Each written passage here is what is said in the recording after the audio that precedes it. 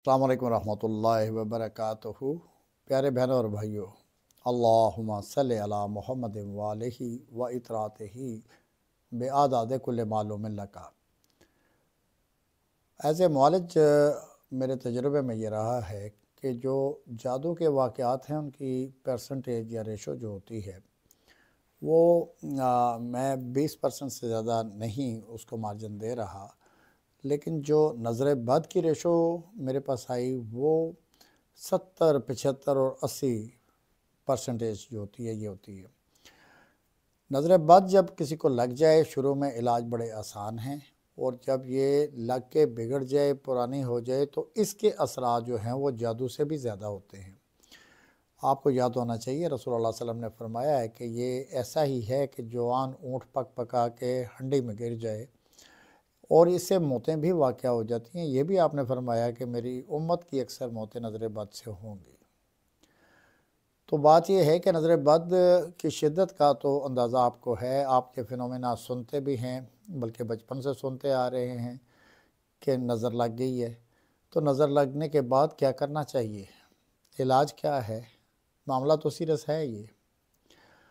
इलाज इसका बहुत बहुत सिंपल है। सिर्फ हमारी एक बदकिस्मती है कि लोग एक तो सीरियस नहीं लेते पहले बात को, और कुरान के इलाज उस वक्त मांगते या लेते हैं जब डॉक्टरों से और तबीबों से बिल्कुल हार चुके होते हैं।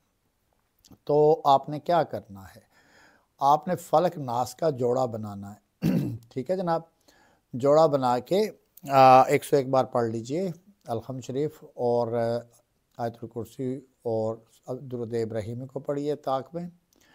इस पानी को आपने दम करना है जो पानी पास हो, और मरीज़ के ऊपर, सर के ऊपर से डाल देना है।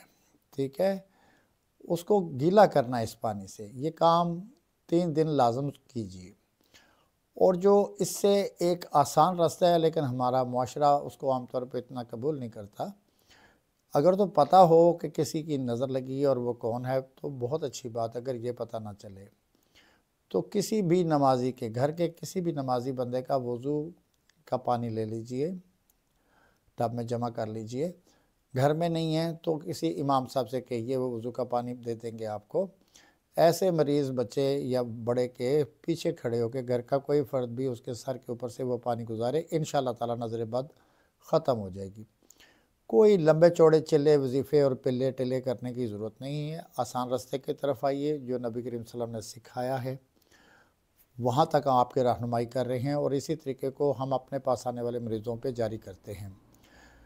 दुआ में याद रखिएगा। मिलते हैं अगले प्रोग्राम में। अस्सलामु अलैकुम व रहमतुल्लाहि व बरकातुहू।